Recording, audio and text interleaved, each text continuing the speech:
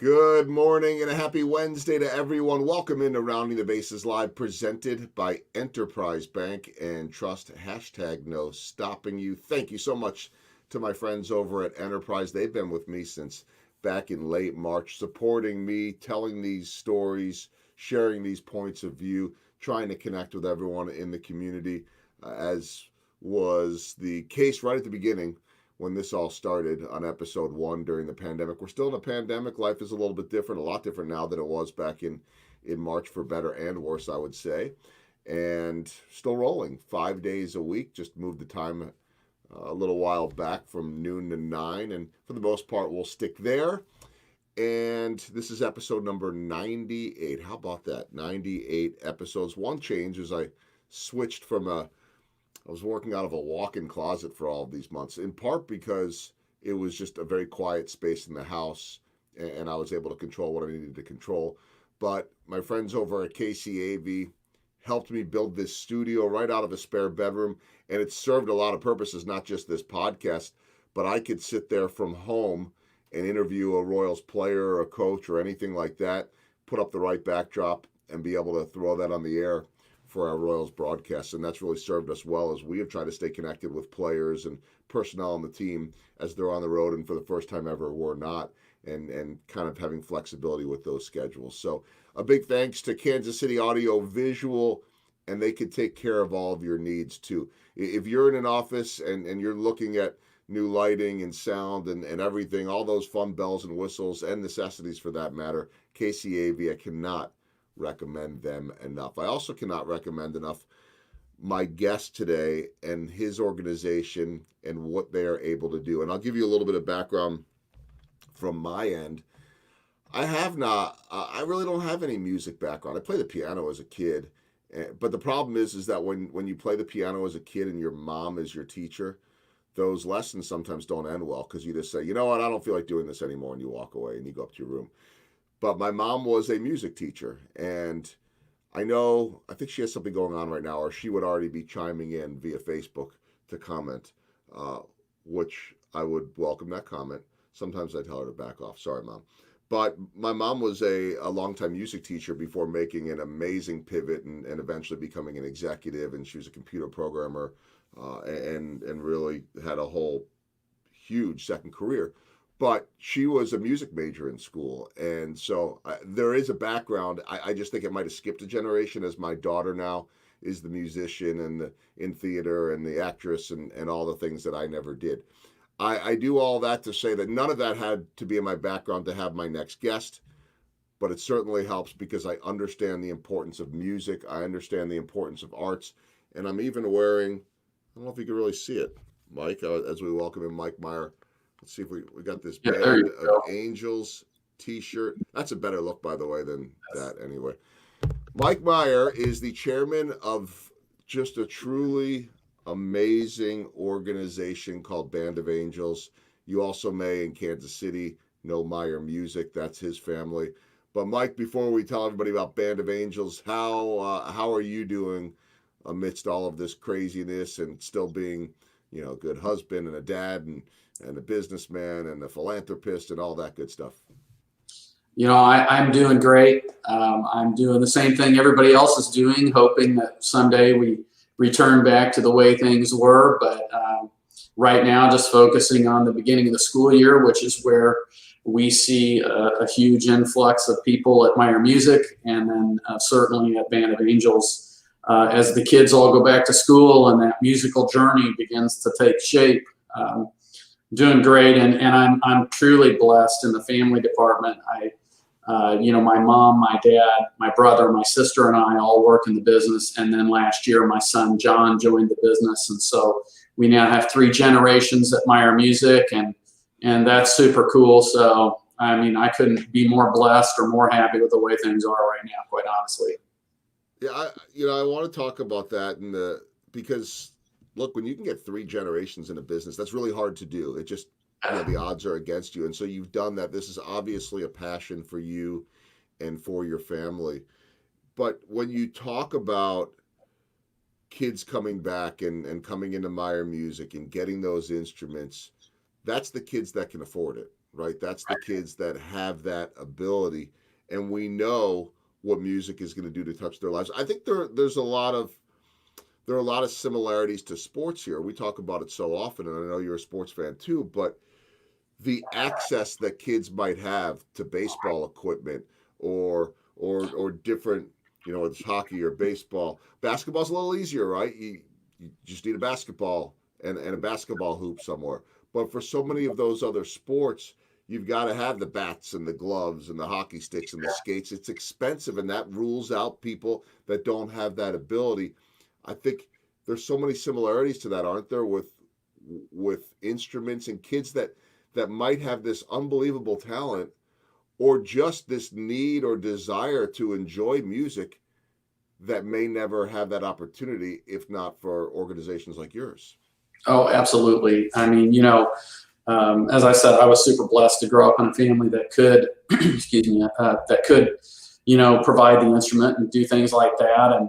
And working in the store as a young child, we were all there. The whole family was there. It was truly a barn raising when we would go to these schools. And every year we would run across parents and students that wanted their kids to study music. They knew the importance of it, but attaining that instrument was just the barrier that they couldn't get over.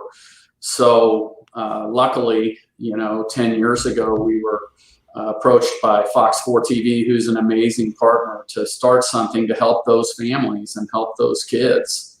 And that's where Band of Angels was born. So it's not inexpensive to be in music. And to really progress in music is even more costly at certain points because it's so based on the sound. Most people don't realize when kids audition for a college scholarship, they're oftentimes studying behind a screen and the person doesn't even know who they're listening to. All they're doing is listening to the instrument. So that instrument does make a huge difference. And it's definitely a hurdle for some families to get over, so we're so happy we could help make that happen.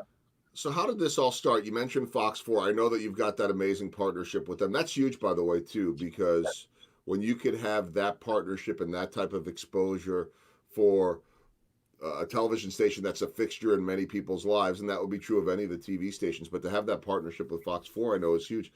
How did this all get going? And how quickly did you think, hey, I think we have something here? Well, we figured it out pretty quick, but the way it came about was Carrie Hibbler, who's one of the executive producers, community relations people at Fox 4, fantastic community member in Kansas City, and I were friends, and she had been doing a lot of stories about the arts being actually cut in schools, and so she said, we want to do something about that, but we don't really know what it is that we can do. So I said, well, my family has been selling instruments in Kansas City at that time, had been 45 years. I knew there was a lot of families that had, finished using them. The kids had gone on and maybe music wasn't their career and they were just sitting in a closet or under a bed. And I said, I also know because we go into so many schools that there are kids that show up every year that can't afford the instrument. If I can just get people to bring those out, we have all the facilities to connect them. So Fox is truly an amazing, amazing partner to have. And that's truly really what they are. I mean, they are a partner. And we both know what each other does well. We couldn't do what we do without them having the voice that they have in a 150-mile radius reach around Kansas City. And they really wouldn't know what to do if people started showing up to the studio with trumpets, So it's really a wonderful marriage. I think we knew really quickly that it was going to work because Carrie asked me when we first met, how many instruments would be a great year if we had the first year? How many do you think we could get? I said 50. And we ended up getting 300 the first year. And now we have given away over 2,200 in the last essentially 9 years to kids in schools in a 100-mile area, probably 15 states. It's just been really amazing. And they were stunned too, but it's crazy when you come across something that you just assume would have already been in existence and it wasn't. And so we were able to fill that need and that gap.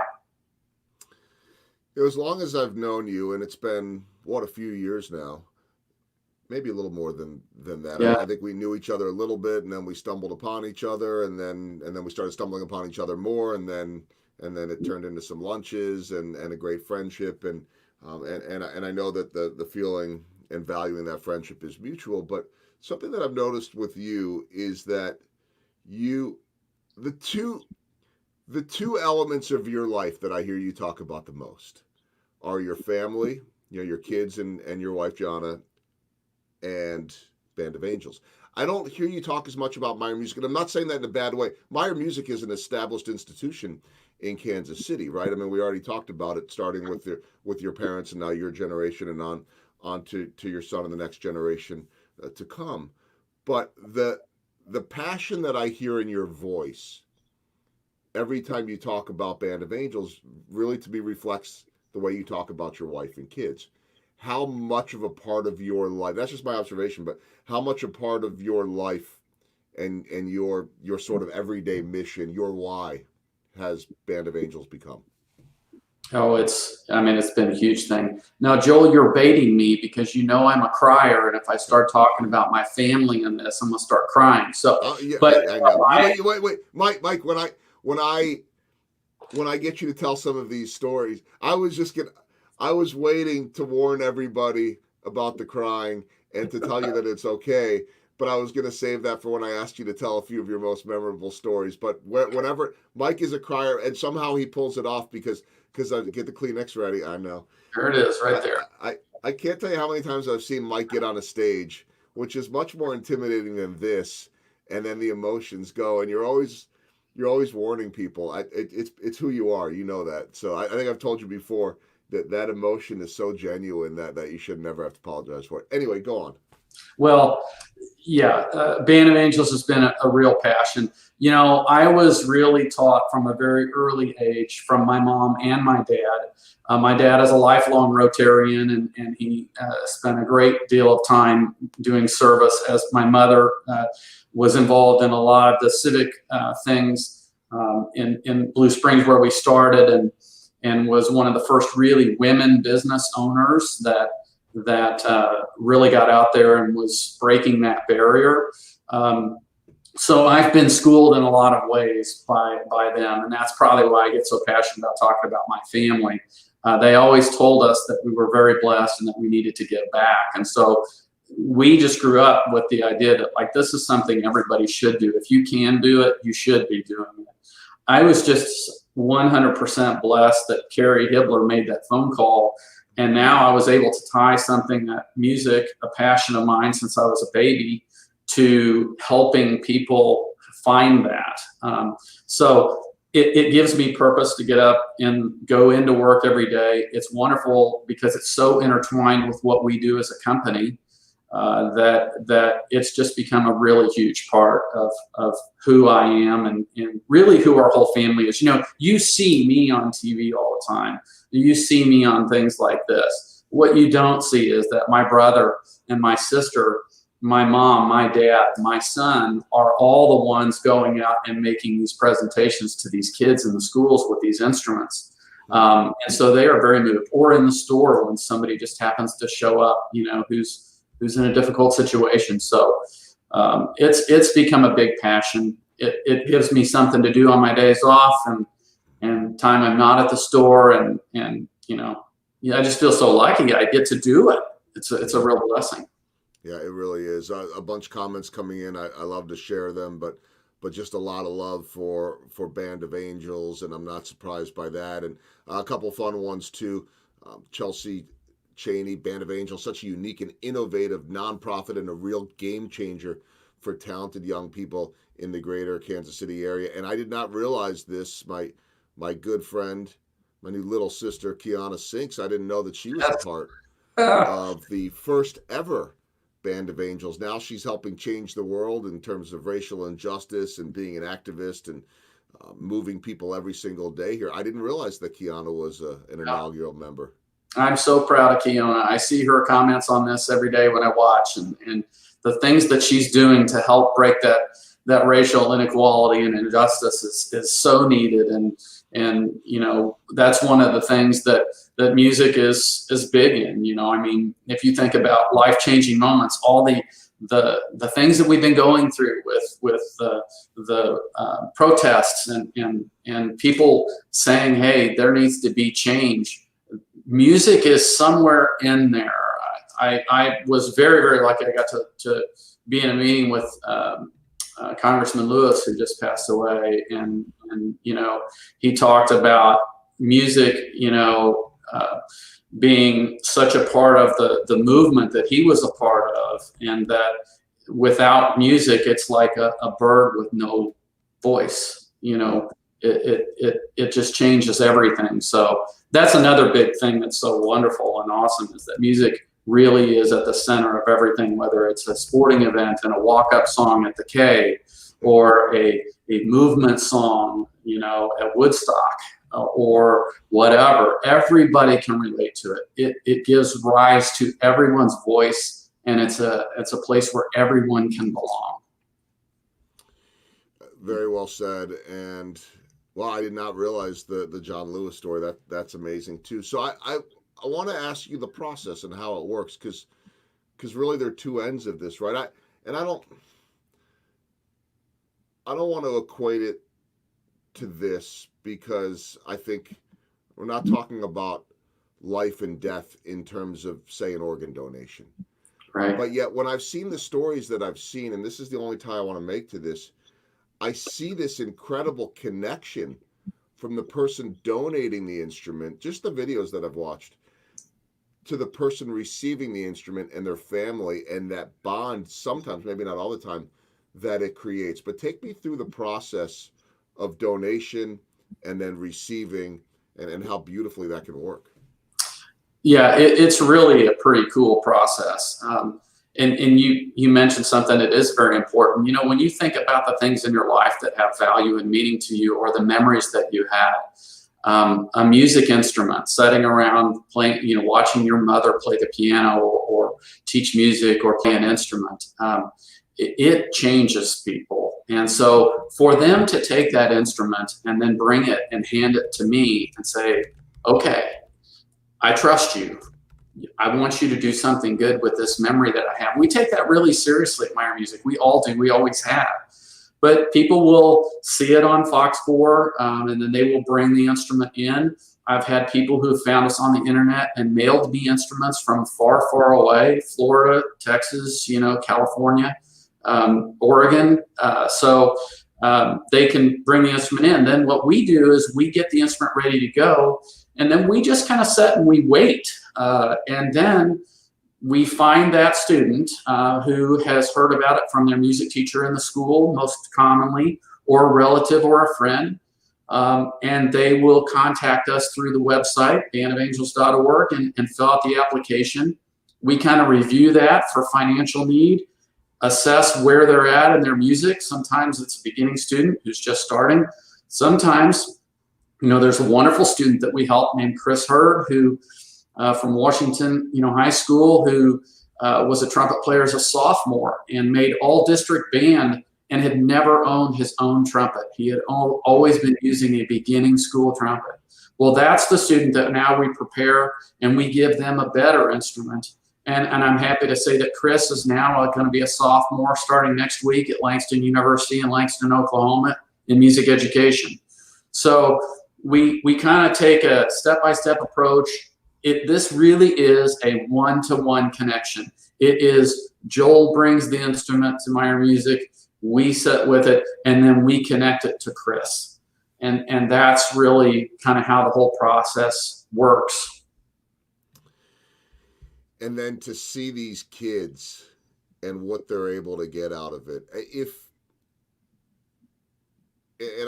I don't think everything needs to be put in sports terms for me, but I view the arts for kids in the same way that I view sports. It is an activity, one that can bring joy, one that can bring purpose.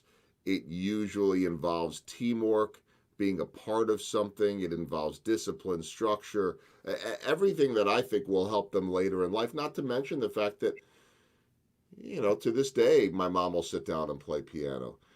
I expect that my daughter will do that for the rest of her life. I mean, it's something that will be with you forever. So, okay, when you see these stories, you just talked, the last kid you just mentioned about going off to college. I know they're not your kids, but is there a piece of you that feels like they are? Because I know how emotionally wrapped up that you can get in this, and they're all just these amazing success stories. I mean, how much, I know you're a crier, but how much emotion is involved in this whole process for you?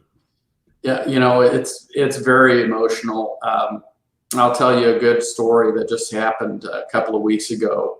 I got an invitation from a mother who was one of the first kids that we gave an instrument to come to her son's Eagle Scout reception. And I thought that was really cool. And so I made some time on my Sunday and drove out to DeSoto to Connor's Eagle Scout reception. And what I didn't know was that Connor had selected 5 people from his life that had made a big difference. And, and I had kept in touch with Connor and Morgan, his sister, and his mom, Kristen, and kind of followed their journey from 5th and 6th grade on up. But and we had talked, I didn't really realize the impact apparently that I had been making on him. And so I'm sitting at this reception and he says, now I'd like to bring up the people that are mentors to me and present them with a mentor pin. And he called my name and I was shocked. And so, it's extremely humbling for me to be viewed in that way. For doing something that, I have an opportunity to do, I want to do, and I did and love to do, and then to make that connection. Chris, the gentleman that I talked to you about who's going to be at Langston University, Chris texted me out of the blue right after COVID started and said, "Hey, Mr. Meyer, how are you doing?" And I said, "Well, I'm great, Chris. How are you?" And I said, "I'd love to talk on the phone." So we talked on the phone. I asked him what he was doing for the summer and did he have a job? And he said, "No, I don't really have anything. I might go back to Sonic where I worked in high school." And I said, "Well, would you be interested in helping out?" And so he came in and spent his summer going around to schools with my son and our other staff members on our box truck, picking up big instruments and bringing them in for cleaning so that they'd be ready for the school year. And so, just to sit with him and then I was able to introduce him to some people and show him some more connections. So I'm having a ball with that. I'm really surprised how the families continue to reach out. I always encourage them to share how it's going and what's happening. And so it's really fantastic. I love it. You mentioned about how emotional you get, but let's be honest, you send out these stories and these newsletters to the supporters of Band of Angels and friends and board members, and those stories are designed to pull at your heartstrings, and they're real. They're not, this isn't made up stuff here, but you are, and I've said this, I know this in my world, storytelling is gold. And you have access, I told you this before we came on too, you have access to just heartwarming and moving stories every single day, which I think pulls people in to such an important cause. It's a blessing that you have that. And I think that even if you didn't have that, people will be interested. But when you start hearing these stories, it's like, wow, this is really amazing. So you sent one out yesterday about a kid named Elijah, and what strikes me is how comfortable and open people are in revealing the deepest parts of their lives, right? I mean, this is an Iraq war vet that essentially, and I'll let you fill in the blanks, sent you a letter not even understanding why music is so important, but understanding what it has done for his son's life. Tell me about that one. That one was really cool. It just happened this last week. We got an application in from a student who needed a cello. They had to return their cello because they could not afford the payments anymore. And on our application, we ask them, we give an opportunity for the parent to make a statement about why they need the help or the instrument, and then the student to make a statement. And so we really start to see a little bit more about the need. And his story was particularly moving. And essentially it said that, he and his wife had been divorced, and that had been really hard on his kids. But on top of that, he was an Iraq war veteran, and he said that along with that came a full list of mental and physical challenges that he now has to face, and that had affected his son's life and his daughter's life. And then on top of that, he had been abused from age 5 to 13 by a step parent. And though, he had all of these challenges, he tried very hard to keep them from his kids. And so he mentioned in the letter that he always kept his kids a little bit at arm's length because he didn't want to pass along these problems to his kids. And so now he sees his son playing the cello. He doesn't play an instrument. And his statement was, I don't really understand music, but I do understand its importance in the world, specifically because it's something that I never got to have. And he said, at the end of the line, he said, it may be music to Elijah, but it's therapy to me. And when you hear a statement like that, you can't help but feel the gravity of this simple act. Somebody brought in a cello they weren't using anymore. And this person who's had this whole life struggle, that can help that person so much in so many ways. It's not just the student, it's the parent. Connor and Morgan that I mentioned earlier, their father passed away very early, and when they were in 5th and 6th grade. And music is a way for them to have a place, to have an outlet, to have a therapeutic place to go when they're dealing with and grieving and doing these things. So it's been far more impactful, just that simple act, or somebody who makes a donation to help send a child to music camp. They don't realize how proud those parents are, and that they just love their kids just like you love your kids, just like I love my kids. And they just have a few more struggles that we can help change just with something very simple. So you heard the voice crack. I almost started.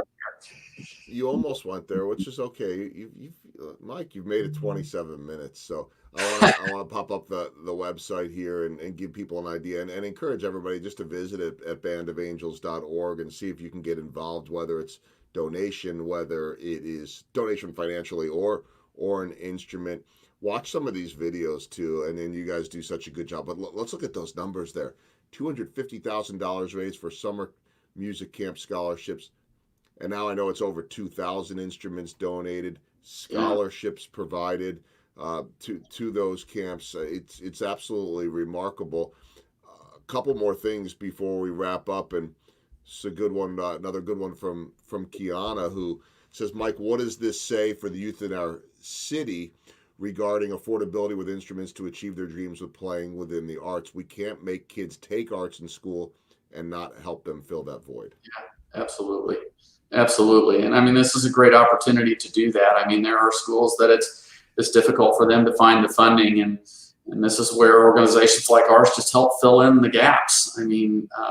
Make that available to that student. And, I also just say it doesn't matter where they live or who they are.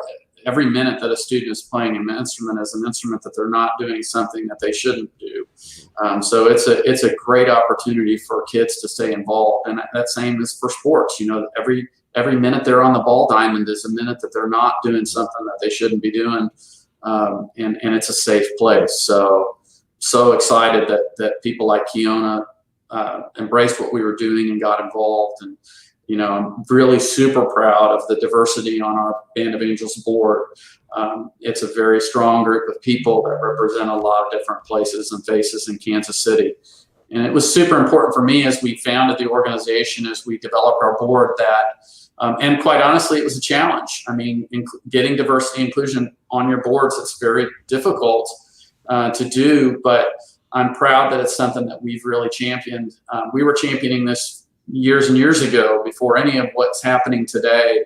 But I always said that I wanted the students who were beneficiaries of Band of Angels to see the faces at the table at the board level that look like them, and know that this was a place that they can belong and that they're welcome.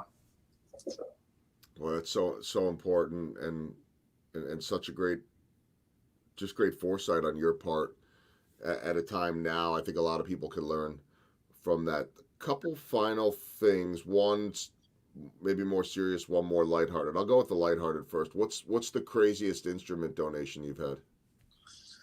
Oh boy.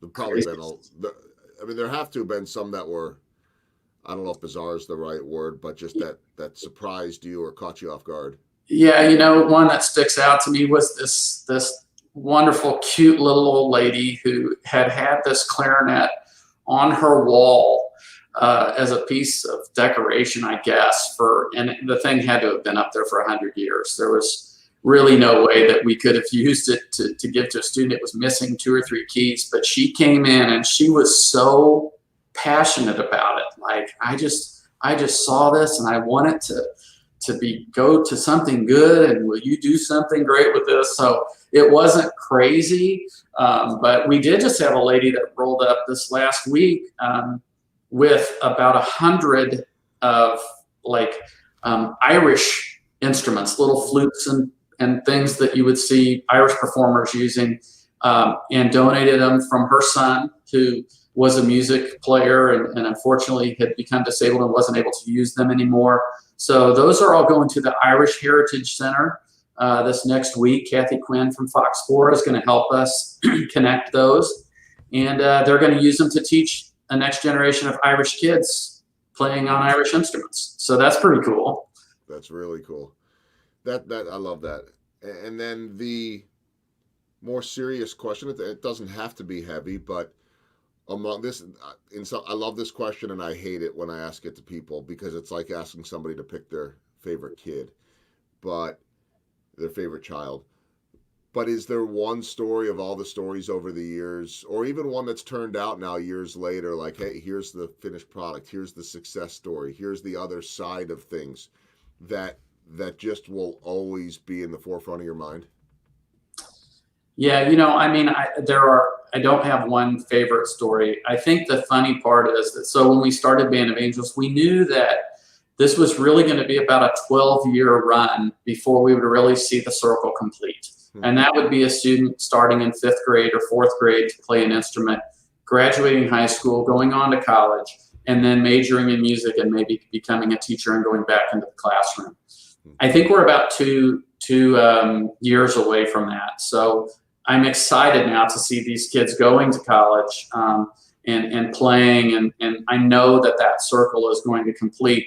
One of the heavy stories that I think was one of the most powerful for me, I was sitting in my office one day, and a lady came into the store to return a viola that they had been renting from us. And we have lots of instruments out, and I'm not out there taking them back in every day, but one of our staff workers came to my door and knocked on the door and said, hey, there's somebody here who would like to talk to you. And I said, okay, come on in. And this is a really, really nice woman. It's a younger African-American woman, probably in her mid-30s. And she said to me, Mr. Meyer, I just wanted to let you know that I brought the viola back, and I can't pay you what I owe you.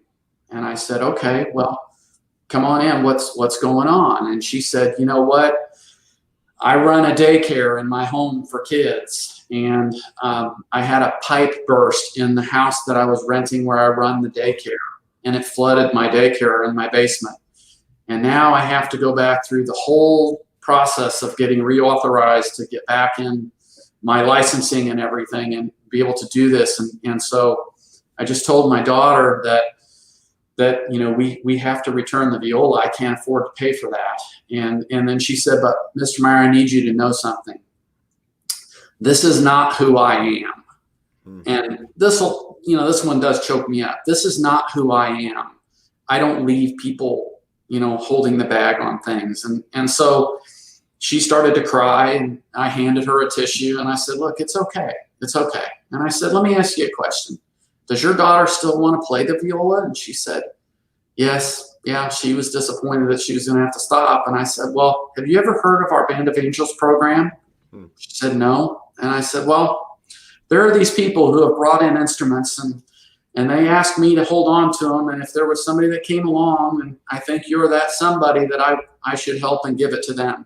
So it's not going to be as shiny and new as the one that you had, but it's a good viola, and your daughter will be able to continue and play.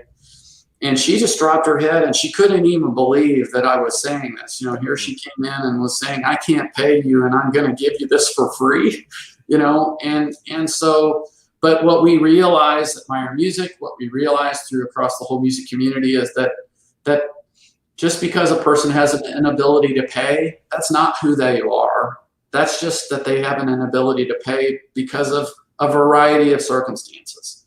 So that one stuck out to me. That could have been anybody sitting in that chair. And I've seen so many different people who have had that same reaction with the tears, and the thankfulness and gratefulness, and someday, and I always say to them this, someday you're going to have the opportunity to pay this back or pay it forward to somebody else. And all I ask from this is that you remember that. And when you've got the opportunity to help somebody else or do something good, you do. And I know that they will. I don't know what it will be, but I know that they will. So that one was a heavy story, but really sticks out to me as a powerful one. Yeah, no, I could feel the emotion in my heart, and it's a beautiful story too, and it's a life-changing story, I think, because now her daughter had that ability to continue to play. She had pride in being able to, at a really tough time, to be able to give that back to her daughter. I'm sure that was an impossible moment to have to pull that from her daughter. And I bet that her daughter was able to handle that better than her, because no parent wants to have to be able to take that away from the kid. And then for you to be able to provide that assistance, and she'll pay it forward, because you just know that. Yeah, I mean, the way that moved her, and I'm sure her daughter and you too. So that is, to me, the classic Band of Angels story, and there are many, many of them. I mentioned before that people can find out more at bandofangels.org in this crazy COVID pandemic time, which means you and I haven't even sat for lunch in quite a long time. Yeah. What's going on now? How can people get involved? What do you have on the calendar right now? We've got a lot of exciting things happening, even though this COVID thing is happening. We're pressing forward and doing the things that we continue to do to grow the organization. Really super excited right now. We have an opportunity for people to join our Young Professionals Board, which we're just getting ready to form. And so you can find out more information if you email us through Band of Angels. We'll be happy to connect you with that information. And then bring in the instruments. And then one really cool one, we have our virtual event coming up here, which is Art That Blows, where we take all the stuff donated that we can't fix. We make it into pieces of art and then auction that art. That'll be a virtual event this year, but still very important. And so lots of amazing things. Go in the closet, get the instrument. If you don't have an instrument and you want to make a donation to Band of Angels, do it. I mean, to send a student to summer music camp, average is about $650. To pay a month's rent for a student is around $35. So there's a level that everybody can give, everybody can belong, either with an instrument or monetarily, and we just keep out there, keep making more music, change the world one note at a time.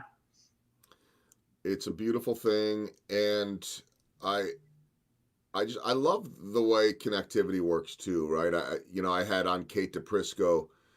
I'm going off on a tangent here. It's what I do, but I had on Kate DePrisco, businesswoman here in town, and her husband's business with the photo bus completely decimated by the pandemic, and it's a great story about entrepreneurship and pivots and resilience, and she has such a positive energy. I don't know her well, and then suddenly I see on, I think, LinkedIn, that there was a connection between the two of you, that she used to be that kid coming in to Meyer Music. And I thought, wow, that just all happened by, I think, you watching her on an episode. I didn't know the connection, and I didn't know the connection to Kiana. It's amazing the way people can be brought together. You reached out to me when I had on Anthony Oropeza maybe a couple of months ago, the amazing artist AO, and said, can you connect me? I want to have him involved with our event.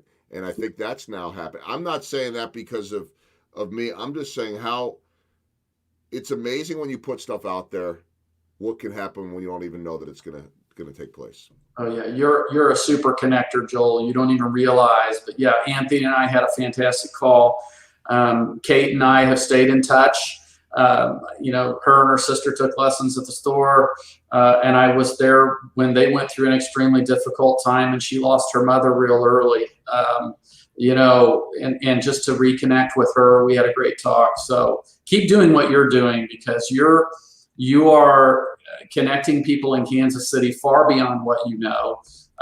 And, you know, I'm a big fan of the podcast. I'm a big fan of this video version of that. I would encourage anybody in Kansas City to listen and watch, because it's really a great thing you're doing.